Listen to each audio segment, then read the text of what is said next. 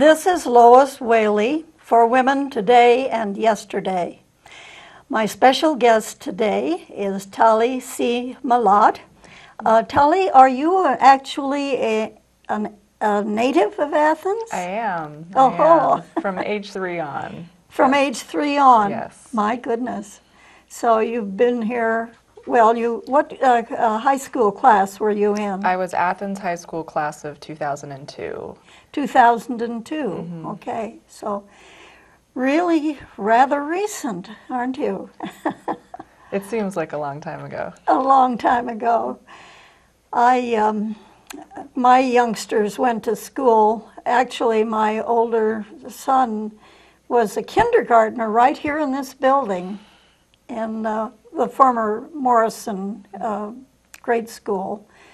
And that was in 1964, so it's a long time ago. He's considerably your senior, and then, of course, our other 2 youngsters went to Athens City Schools as well. And I served on the school board in the 1980s. The 1980s, I'm trying to think whether you would have been in, well, 12 from, you were a kindergartner in 1989. 1989. Fall of 89. Right. You came just about the time I left, actually.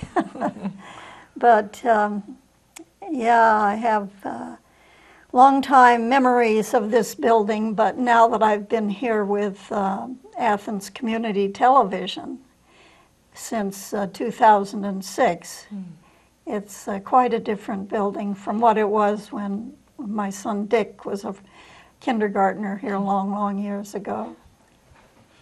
Well, I brought a couple of things that I thought we would be interested in talking about. But first, if you could tell us, I know you're home for the holidays from Washington, D.C., right? Yes. And what is your job in Washington? I work for Georgetown University as a program administrator, and I support 2 different groups of people. The first is the Institute for Soft Matter Synthesis and Metrology. That's a bunch of chemists and physicists who work with soft matter. And the other entity I administrate is the Program on Science in the Public Interest. And that is linked to Athens fairly directly because SPI is the program out of which the idea for the Georgetown University Energy Prize came. And Athens County, as you know, is vying for that $5 million Oh, yes, prize. Right. Well, they made it to the final 50, right? Yep. And how many applicants were there originally? I honestly don't remember off the top of my head. There were upwards, much more than that, and I was not one of the people who was tasked with culling down to the finalists, but I have to say I was very proud to see my home area in that top How nice, tier. Right. There were several hundred, I'm sure, who were in the original group. Well, you must have had background in science to do the program that you're working on. A little bit, surprisingly. I did all of the AP courses that Athens High School offered, chemistry and physics, and I don't know if there was biology when I was still in school here. But when I went to college, believe it or not, I majored in the philosophy of religion. Philosophy? I did not do lab science. I was very much on almost the opposite end of the spectrum, studying the origins of the New Testament, and I focused a lot on Latter-day Saints and ethnography involving that community. So it was a surprise as much to you as to me that I ended up in the sciences. Well, one never can say. I think they do point out that people who have background in philosophy can just about go any direction. It worked. Well, and you mentioned that you had a special interest in the Latter-day Saints religion. Yes, I did. I thought it was particularly interesting to study a group of people whose faith has grown exponentially in such a short amount of time during our lifetimes. It isn't often that you get to experience one of arguably not necessarily the great religions, but the largest practiced religions in the world at this point. Yes. How often do you get to see that in action? And it's like, in a way, being able to go back in time and to the 1st or the 2nd century and see how Christianity spread. Oh, yes, yes. Well, I must say that while I'm not an expert certainly on LDS Mormon faith, I grew up in the West, and it's particularly strong out there. That's right. Yeah.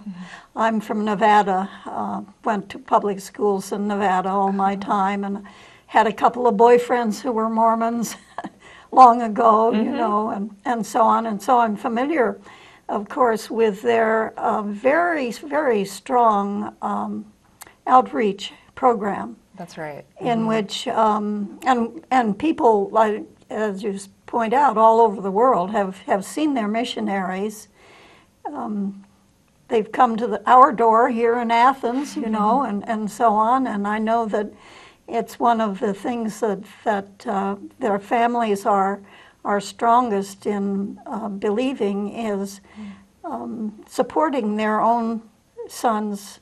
I don't know that they have any daughters involved, but they certainly do now. They do now. Yes, it's now more and more common to see young women who are college age going off on a one-year mission. Which is one-year mission, right. Whereas the men almost always do 2 years. 2 years, yeah. Well, that was already, of course, the case when I was a girl, 60 years ago, whatever, quite a long time ago. And it made it possible, really, because the families are expected to support their children doing mission work. And so there are many, many out there in the field, for sure. Yeah. Yeah. It's an admirable group of people. That's what I concluded. I really respect the attention to teaching and education and family and also for other people. It's not an exaggeration that anyone can walk, at least in my experience, I could walk into any LDS ward, whether it was in Anacostia in Washington, D.C., or at the other end of kind of the socioeconomic and racial spectrum in Chevy Chase, D.C., opposite corner of the grid there, where it was predominantly young, single, white congregants, always very welcoming, loving, thoughtful, just it was really something else, because though I majored in religion, I didn't grow up attending church or temple or practicing anything regularly, and that's much why I decided to study it, because I didn't know anything about it.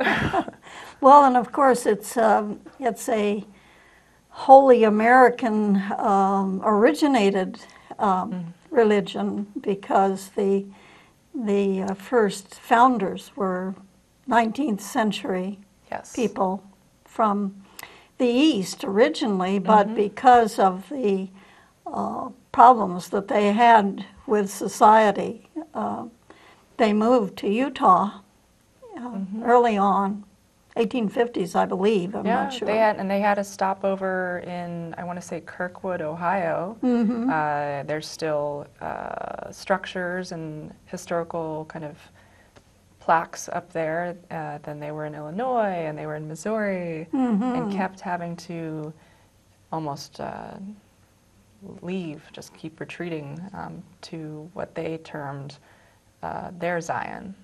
which was in the Salt Lake City area. Right, well, and they're still going strong out in Utah, too. You could say that. And elsewhere in the West. A lot of, well, for instance, I mentioned that I'm from Nevada, and the outgoing minority leader in the Senate is Harry Reid from Nevada, Right. Who is LDS, background. I didn't know that. You didn't know that? Nope, never knew it. Yeah, he came long, long ago from a tiny, tiny little bitty town down near Las Vegas called Searchlight.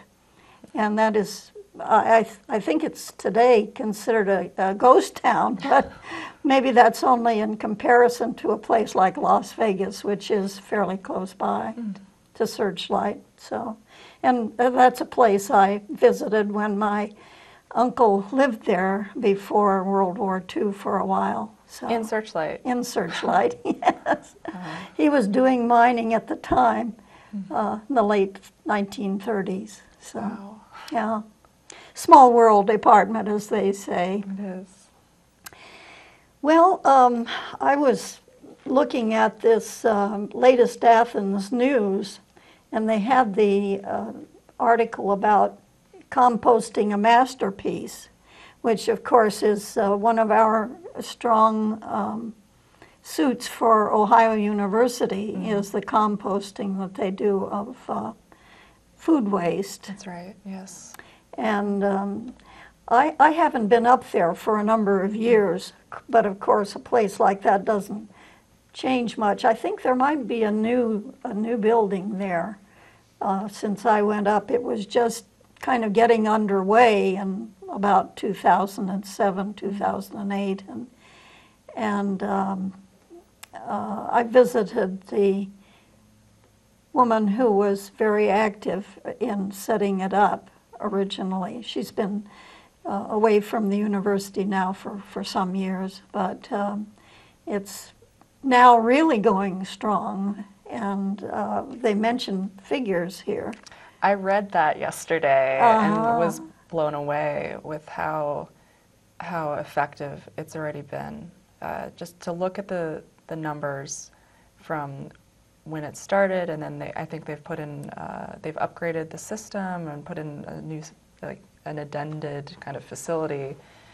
Tons and tons and tons of Right. waste that never make it into the trash heap. Like it goes into great use. They've about quadrupled the amount of that they compost since their first really set up in 2009, I guess, or thereabouts. And over 1,000 tons of food waste has been reduced from what they actually send to the landfill, Yeah. which is very good news for the landfill. Yeah, and for OU, it saves them money. Economically, by using this facility, they don't have to pay to send something to the landfill. So Right. it's good for the bottom line, but it's also great for the earth. I think something that the article pointed out is Ohio's got the largest setup of this kind of any university in the country, which is outstanding. I think we'll end up being, I say we like I still live here, but OU is near and dear to my heart. Yes. OU will be a example. It's setting an example for other communities and universities nationwide. Right. Well, and they also have, in fact, it was initiated here. I'm almost positive they have a kind of a competition with other colleges. Recyclemania. Yeah, Recyclemania, which is usually, if I remember right, like in February or March or something like that. I mean, it hasn't happened yet this year, but after starting rather small, probably, only within Ohio itself, it now has 30 or 40 institutions, I believe, at least. It is a significant competition. When I talk with colleagues who also work with sustainability measures in higher ed, the OU name is known for, it comes hand in hand with Recyclemania. And when I was an undergrad, I think it must have been sometime in the mid-2000s, I was shocked that where I was at school didn't have any sort of recycling initiative in the way that I was used to in Athens. So I went before the Princeton University had a environmental board of some faculty in their public policy school and some scientists and some other, I guess, do-gooder undergrads. And I said, hey, there's an easy way to change how much we're putting into the trash and how much we're saving, and we should do what Ohio University is doing. And they still compete. And it spread through the Ivy League as a result. And that's all OU right there. Right. Well, you sound like you were a bit of a missionary yourself there. Yep. On recycling. I am. It runs in the family. Yes. Yeah. Well, that's good. I know. And of course, just fairly recently, the county has instituted recycling, that you don't have to absolutely separate everything, That's wonderful. Which makes it a lot easier for people to recycle. Of course, I still have my paper bags of things, because what the heck are you going to do? You have to sort of sort a little bit yourself in order to save for the next time that you put something out in the red box, whatever. So that's definitely something that one has to keep in mind. So you say that was, did you say Princeton? Yes. Is that where you went to college? That's where I went to school, yep. Well, that's New Jersey, right? Yes, central New Jersey. Yeah. I have some ties with New York City because actually I was born in New York City, and we moved to Nevada when I was about, so long. Before I was walking, actually. We moved to Nevada in 1933. What took your family out to Nevada? So you were just a baby. What took your family west? Yes. Well, I was actually born in the absolute depths of the Depression in 1932. Just a week or so before the Democratic Convention that named Franklin Delano Roosevelt, who was governor of New York State at the time, to be the Democratic nominee for president. And so we left just about the time he was inaugurated, because in those days they still inaugurated on March 4th. Oh. He was the last person who was inaugurated on March 4th. Oh my gosh. And then there was a constitutional amendment which put it back to January 20th. And so after 1933, all presidents have become presidents if they were elected at the November election the previous year on January 20th. So it being the depths of the Depression, it was really hard in New York. I know my mother mentioned seeing men visiting garbage cans, You just could look out the window and see people who were so down on their luck they had to recycle out of people's garbage cans. Wow. My father had a friend he actually finished high school in Palo Alto, California, and lived nearby Los Altos, where he had a friend whose father was active with the Southern Pacific Railroad. And they had a number of the men in the Southern Pacific Railroad hierarchy or whatever had bought a ranch in southern Nevada at a place called Pahrump, which is, Pa is the Paiute word for water. And a lot of I lived in Tonopah later, and All right. I lived in Paiute, first of the Paiutes, so you see I have the name that came from it, and so on. And anyway, so my father got a job helping to manage that ranch in southern Nevada. Oh my gosh. So that's why we went out there in March of 1933. And then I lived in Nevada until I went away to college, basically. And you went to Palo Alto, right? Yes, I did. I went to Stanford. Yeah. There's my alumni bag I over saw, there. it's sharp. Yeah. Well, their color is red, so it seems very Christmassy. So I get my red bag out this time of year. And yes, Palo Alto is the high stick. It's named for a redwood tree that's on the creek out there.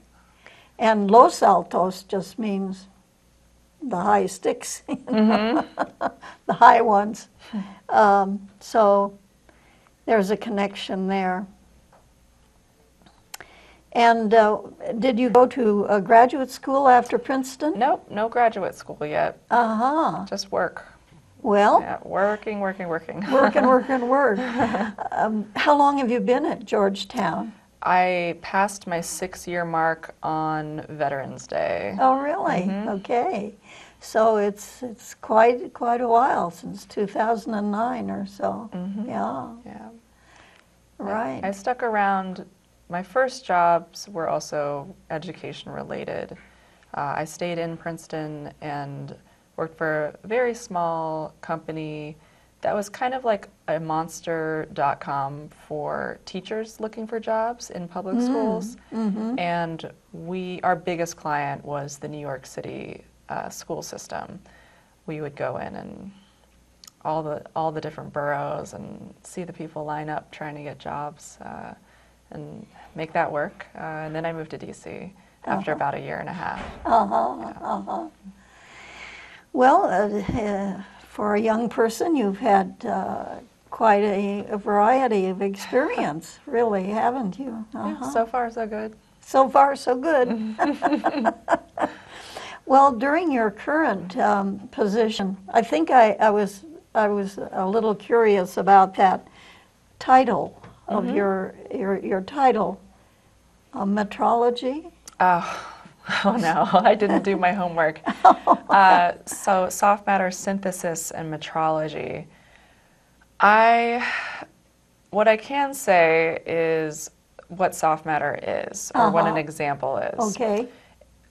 A great example is sand in an hourglass. So if you imagine the days of our lives, opening credits, and the grains of sand are falling through that glass, the matter, the sand in that timepiece, is simultaneously solid, because if you squish the sand, it's hard, but it's falling and acting in a liquid form, fashion.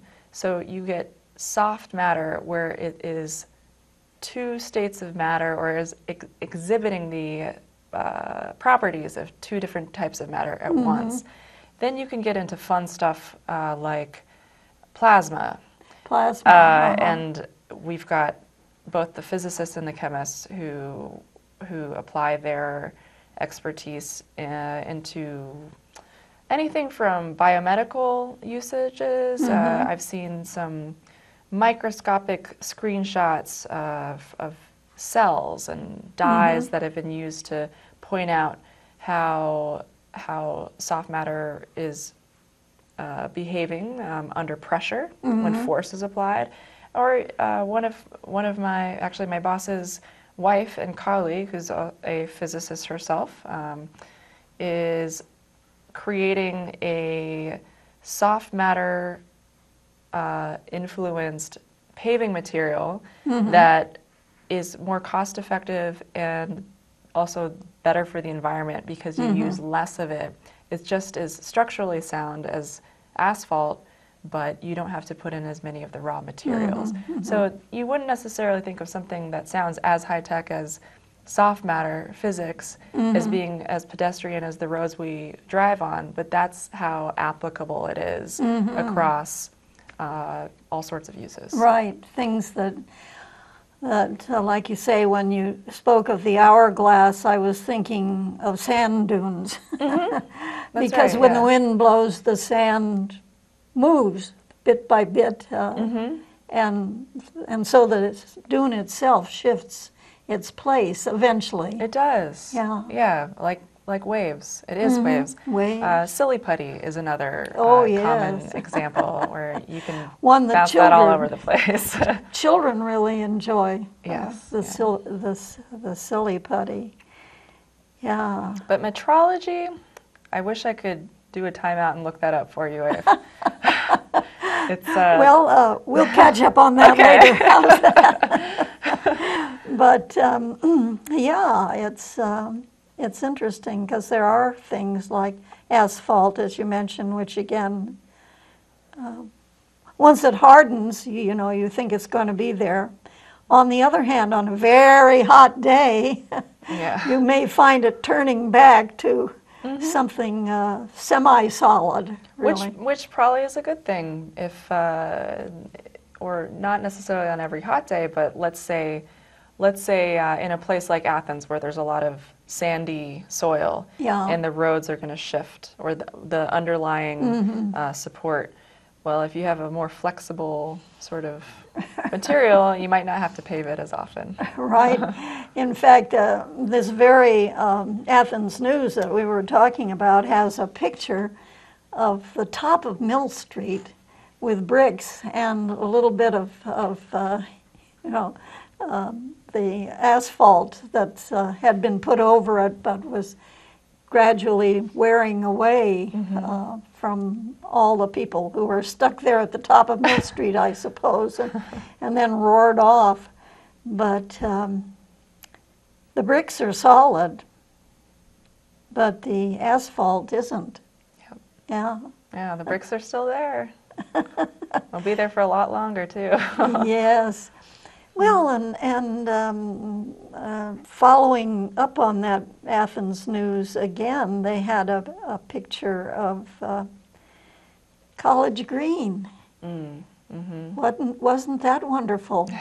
Here we are being recognized as one of the most beautiful campuses, or the central quad kind of part of the campus. In the country. In the country. Number 2, according to the people who did this. The only one that was better, I was wondering as I read through and they were telling, how Miami rated and all this sort of thing. I was wondering, I wonder who number 1 is. Who's number 1?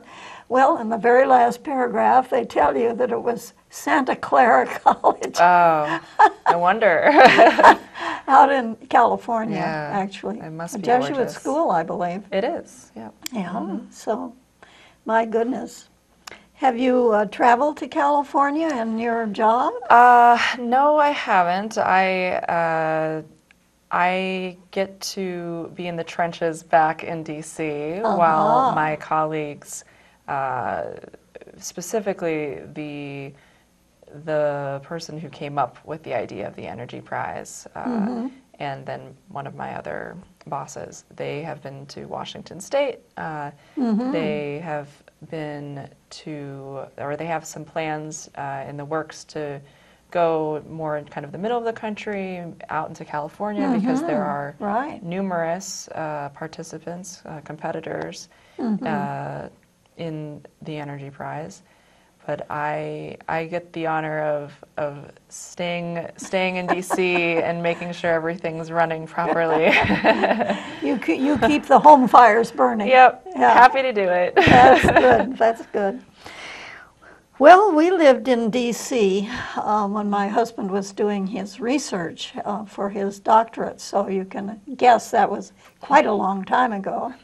In fact, our second son was born in Washington, D.C. when my husband was researching on the Spanish Civil War, and that was back in 1960. Wow. David was born just the week after the Kennedys' son John was born. He was born in late November, and David was born in early December of 1960 in D.C. And that was after John F. Kennedy had been elected, but before he became president in January of 1961. So, and we were living right up on Capitol Hill. Oh my gosh, that must have been exciting. Yeah, well, it was, at the time it was sort of, nowadays, you know, you couldn't touch it with a 10-foot pole because it's all been, you know, yeah, there's upgraded, shall we say. There's I don't know what they're called, pylons, or you can't just, it's not as open anymore. Right. Yeah. Well, when we were there, it was still a sort of, actually we lived in the, quote, white ghetto, but in the next block down, there were more black families.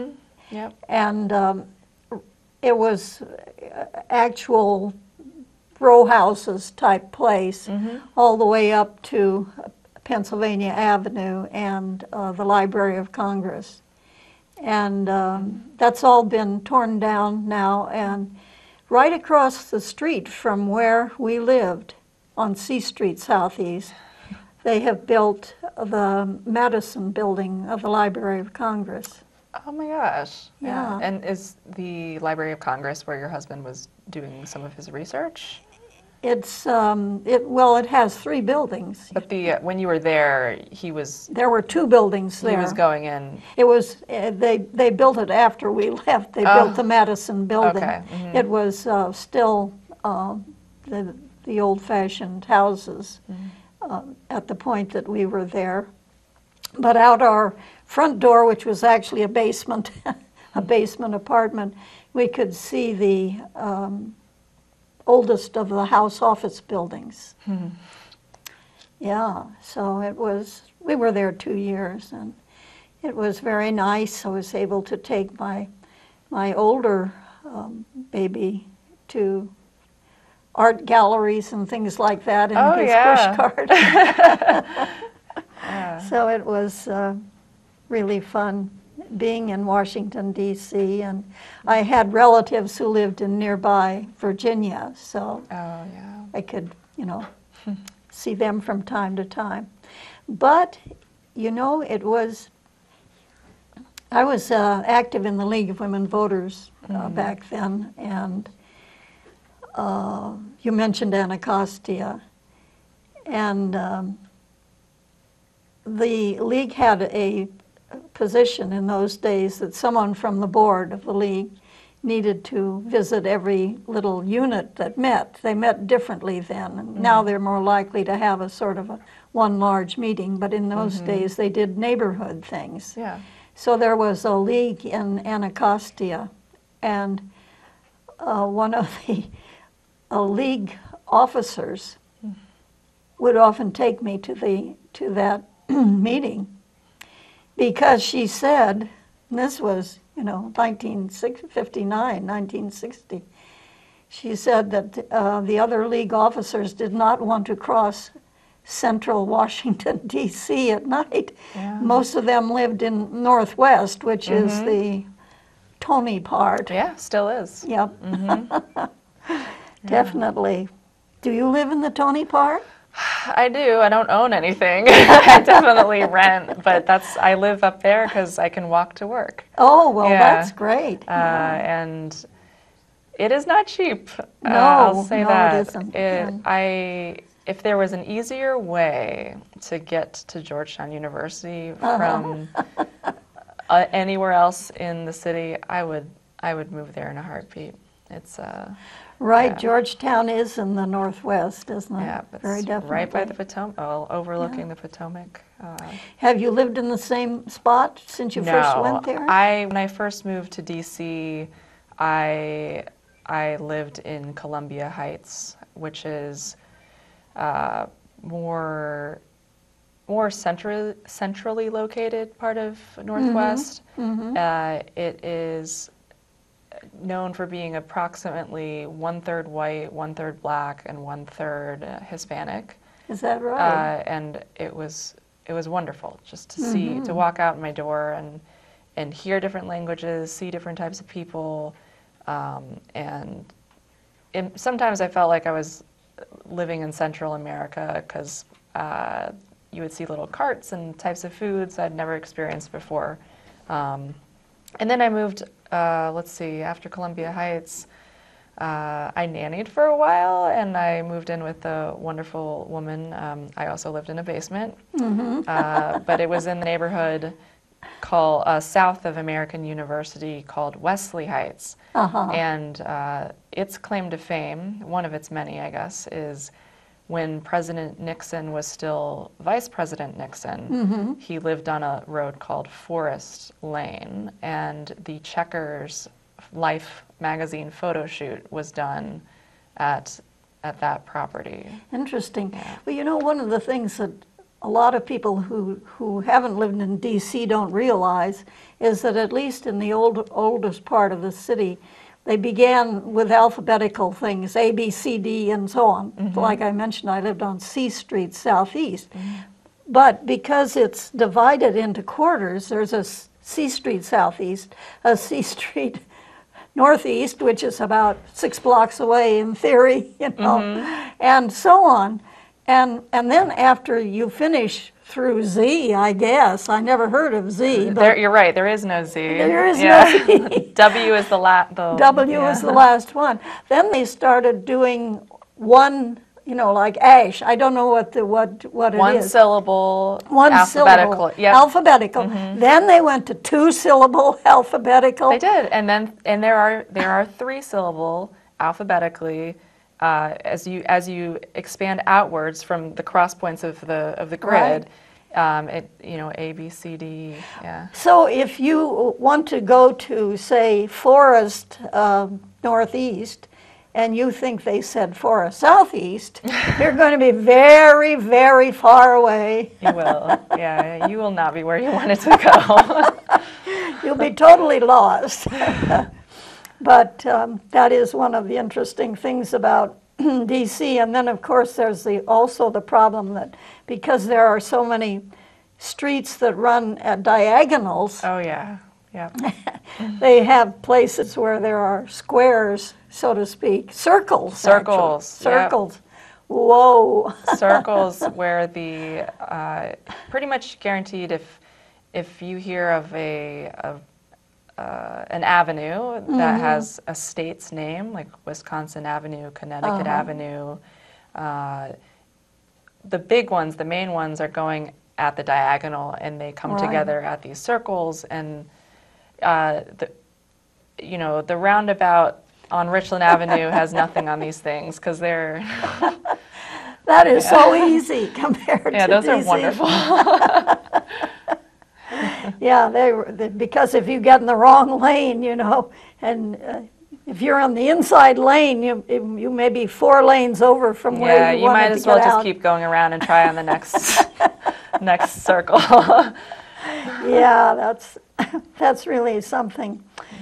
But we have Pierre L'Enfant to blame for that, I'm afraid, since he set it up that way, way back in 1790-something. Whatever.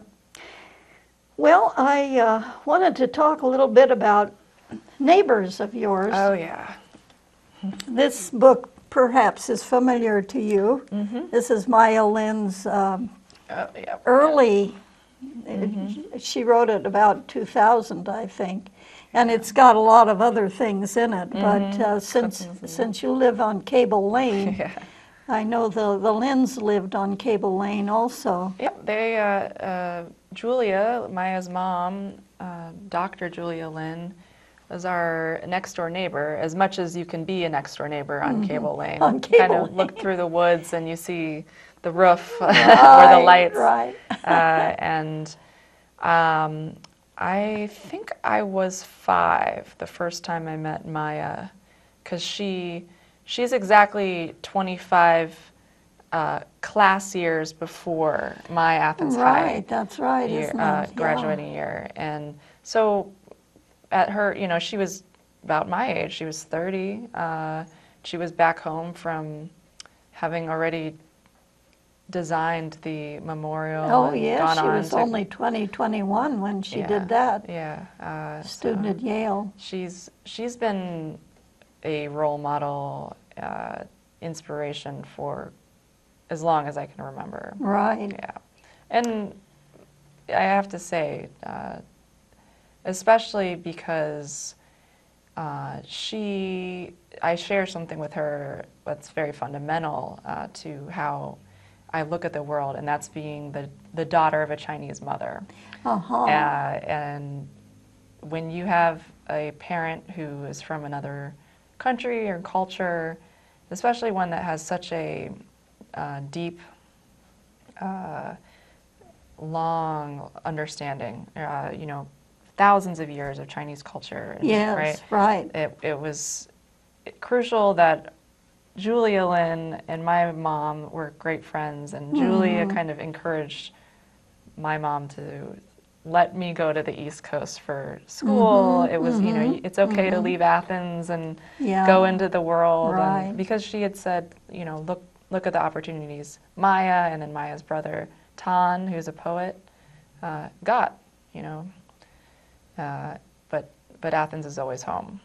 That's Right. Well, actually, Maya was in the class of 77, as you mentioned, 25 years before 2002, which is your class.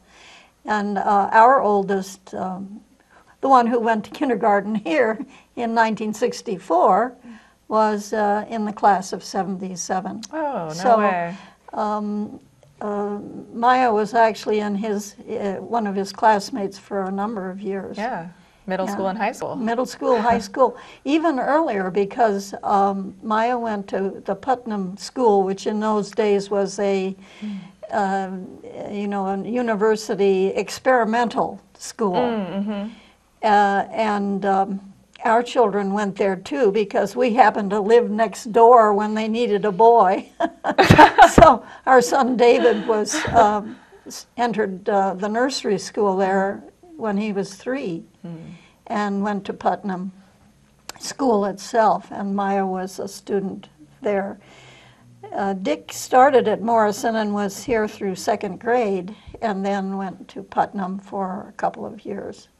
Oh, So- I didn't realize that I only ever knew Putnam as being an early childhood Yeah, center, but right. back then they No, did. it was through grade 6. Oh, It was through grade 6, and I'm trying to think. Oh, well, Dick was there 3rd, 4th, and 5th grade, and then when he was a 6th grader, we spent the year in London.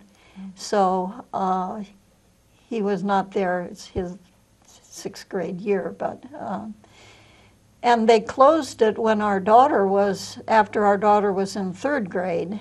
So then she went to East because of where we live, near Mill Street. You know, East was part of that district. But it's interesting that when Dick was young, Morrison went all the way to Mill Street. did We it were living really? at Stewart Street at the time. Oh my gosh, I can't even imagine that. But then again, it was located here. Right, and the quote suburbs, or whatever you want to call them, have grown so here Yeah. that they have to take in a lot more people from the outlying districts. That's one of the reasons. Yeah, this is a beautiful book, and of course Maya has done so many things around the country. I think she got a little tired of building outdoor waves and things, but she's just been such a successful artist, and we're lucky to have Input here, which is the official name of the place outside of Walter Hall and near Grover and so forth. So Yeah, we really are lucky that she did that for her hometown. She's one of the greats. no. Well, and I was thinking of another person who lived, I'm not sure that they lived actually on Cable Lane, but they lived right at the bottom of the hill there. His name was Miller. I don't know whether you remember the Millers. They were elderly folks, and they might have even passed on before you. Well, no, they should. They were there in the 80s, I'm sure. John Miller was the father of the farmers market, you might say, because he was one of the people who first promoted farmers market here in Athens, which was the first one in Ohio, really. Oh my gosh. Yeah, back in the 1970s. Yeah, I didn't know that. I'll have to ask my parents. Right. If they remember the Millers. And he lived in a house. A little stream runs right through there. Oh yeah, I know the house. Yeah. Yeah, it's you have right to cross a little bridge. Yeah, it's. I think that is on Cable Lane because you have to. It might be one or two. Yeah, or something there are like a that. couple houses as you go north on Cable Lane to the right, and you have to go over a stream, and the house is up on the side of the hill a little bit. Yeah. Well, that's where the Millers lived, and they used to go to the Unitarian Fellowship, and so I knew them. But they were quite elderly at those times. After all, that's 40 years ago now. So they have been gone for a while. But John Miller was definitely the papa for farmers market, which is now has spread across Ohio and a lot around the country. Yeah, just another example of where Athens leads the way. Yeah, where Athens is pioneer. The first college in the Northwest Territory and all that. Which is kind of humorous because people so often confuse us, Ohio University, with Ohio State University. No thanks. Maybe I'm biased. Well, of course, we're for our own hometown, that's for sure. And Ohio State grew out of the Civil War and out of the whole. It was the legislations founding it was passed during the Civil War and resulted in not only Ohio State but Michigan State and various others like that. Right. Yeah, right here in the Northwest Territory. Well, do you have big plans for the new year? Well, I do. I don't know if, well, they're not set in stone yet, but... oh, yeah. Well, that's always the way. It's the plastic, plan, right? The Plasma. Plan, the plan it has little to do with work. My boyfriend and I have procured a 1985 Volkswagen Vanagon and with a pop top and the table and the kind of full-down bed so we can live out of it because we're going to need to. And we're planning a trip to drive through Central America to Panama and oh, really? yeah, My goodness. so it's going to take some time off from work, but haven't done that ever. Yeah. There's a lot to see down there. So, do you speak Spanish?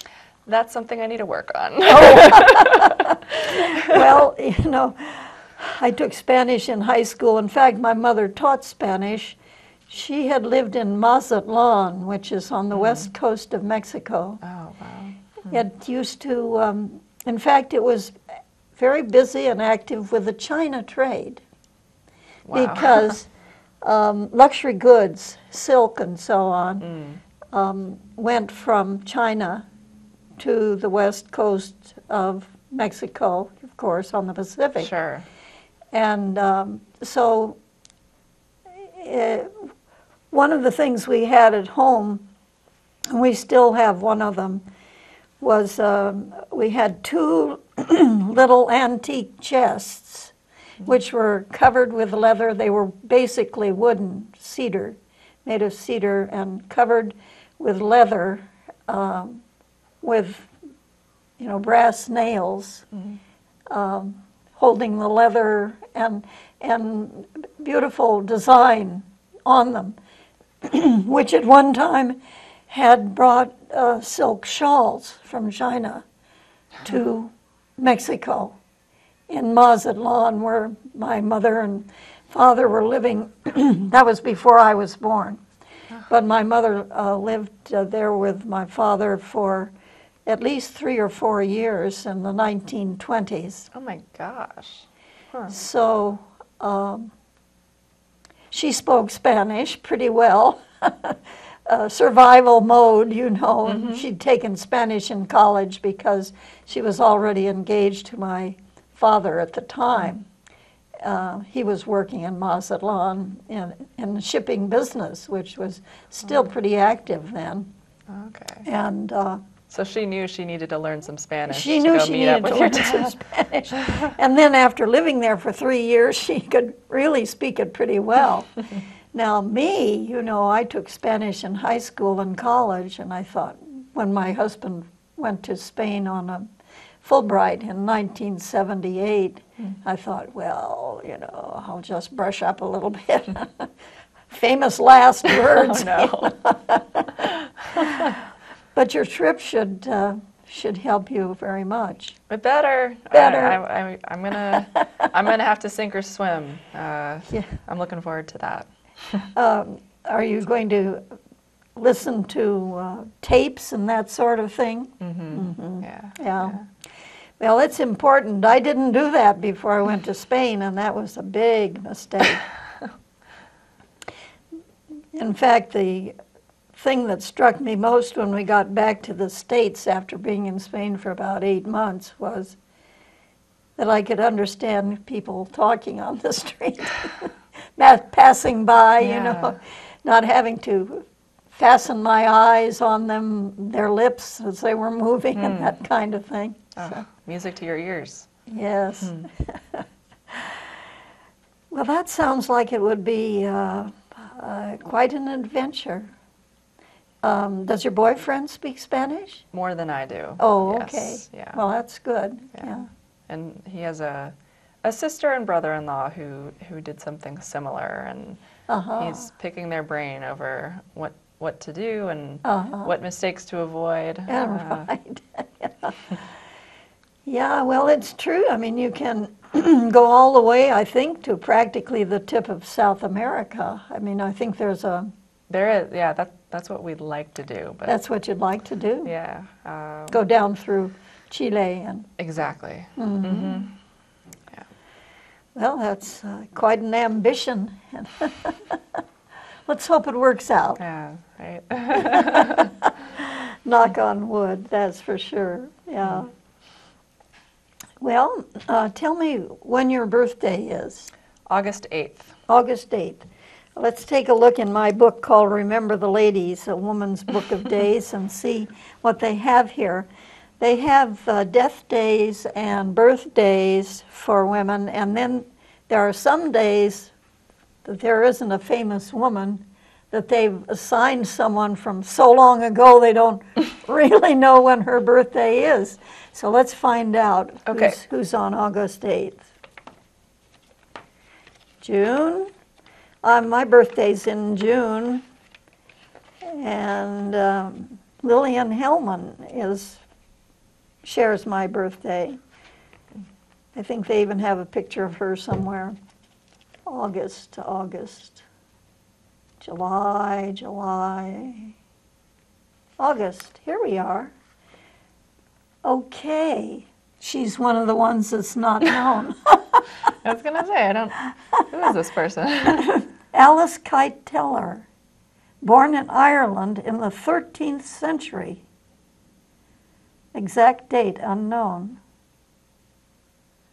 Oh my. She sounds kind of scandalous. Yes, Dame Alice.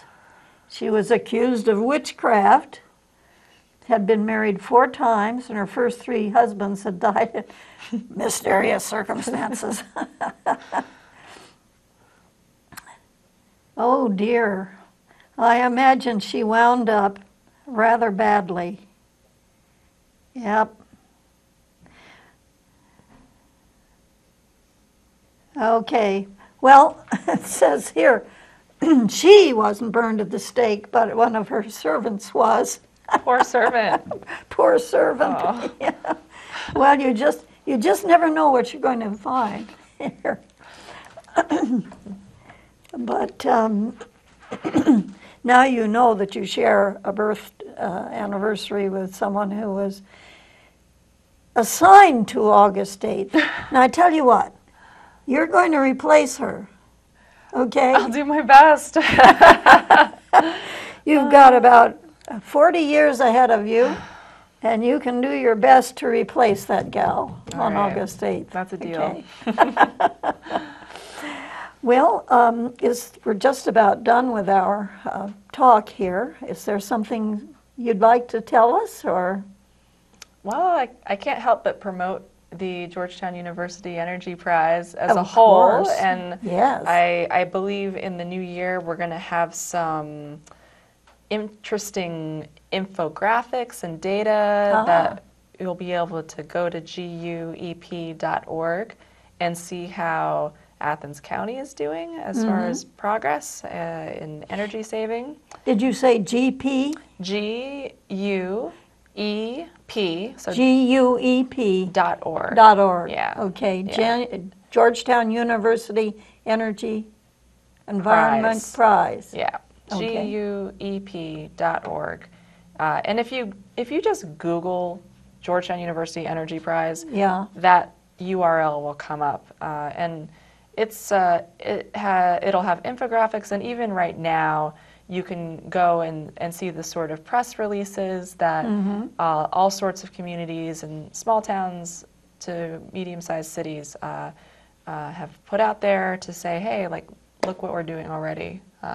And the way I look at it is, even by making it to this semifinalist stage, all of these communities are winners in a way, because Right. they're doing such sound work to better their communities environmentally and all that, across the board with their energy and just in homes, in schools, in public properties, municipal stuff. It's Right. really good. Well, as you know, Upgrade Athens County received an award for innovation, really, this year from the Ohio Environmental Council, which is dear to my heart. I was on the board in the 90s, in the 80s of their board. They do a lot of great work in the environment. And so it's really, really nice to have had you on the program, Tali. Thanks for having me, Lois. It was fun. Yeah. Well, I try to make it fun and try to cover a lot of different territory and find out more about you, and you find out more about me, and hopefully we'll be entertaining people with women today and yesterday. And this is Lois Whaley thanking Tali C. Malott very much for being my guest today.